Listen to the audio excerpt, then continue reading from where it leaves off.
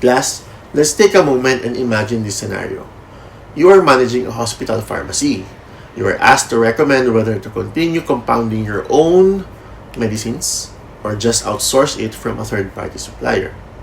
Naturally, the first thing you'd want to ask is, magkano ba talaga ang cost natin sa pag-compound, paggawa ng gamot? And here's the catch.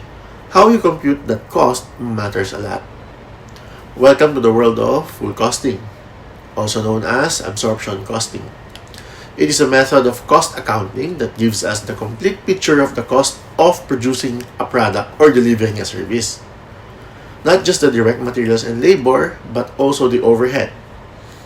The rent, equipment depreciation, admin support, even electricity in the production area. Why is this important? Because in the real world, decisions are rarely made based on partial costs. Let me explain. In full costing, we include 1. Direct costs, which are easily traceable like raw materials and labor. Number 2. Indirect costs or overheads like supervision, utilities, depreciation, which are costs that support production but aren't tied to a specific unit.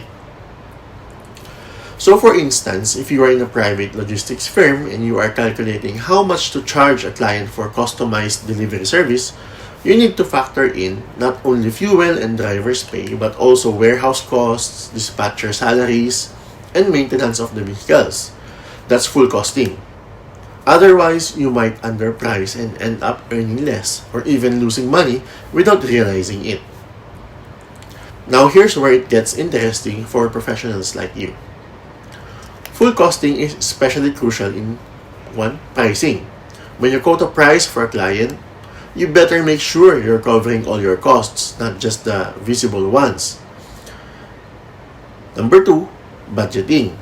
Knowing the full cost allows you to prepare more realistic and sustainable budgets. Number 3, performance evaluation. Managers can be evaluated based on full cost performance.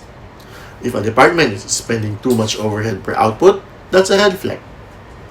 And then number 4, policy making. In government settings like public health or education programs, full costing can justify budget requests or subsidy levels. And let's not forget, it's a compliance requirement in many organizations.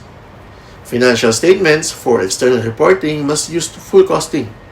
So even if internally we sometimes make short-term decisions using marginal costing, full costing is still the language of accountability and transparency.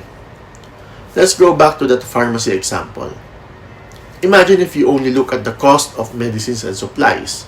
You might think compounding in-house is cheaper, but if you include the technician's salary, maintenance of clean rooms, utilities, and quality assurance processes, baka outsourcing is actually more cost-efficient. That's the kind of clarity full costing provides. So whether you're running a manufacturing plant, hospital department, a school program, or a digital service unit, knowing the total cost of what you offer helps you set better prices, plan better strategies, and argue better when it's time to defend your budget to higher ups, o kaya sa commission and audit if you are in the government. Now don't worry, you don't have to memorize formulas. What's more important is to develop the mindset. Have I considered all the costs, direct and indirect? Because great managers don't look at the numbers, they look behind them.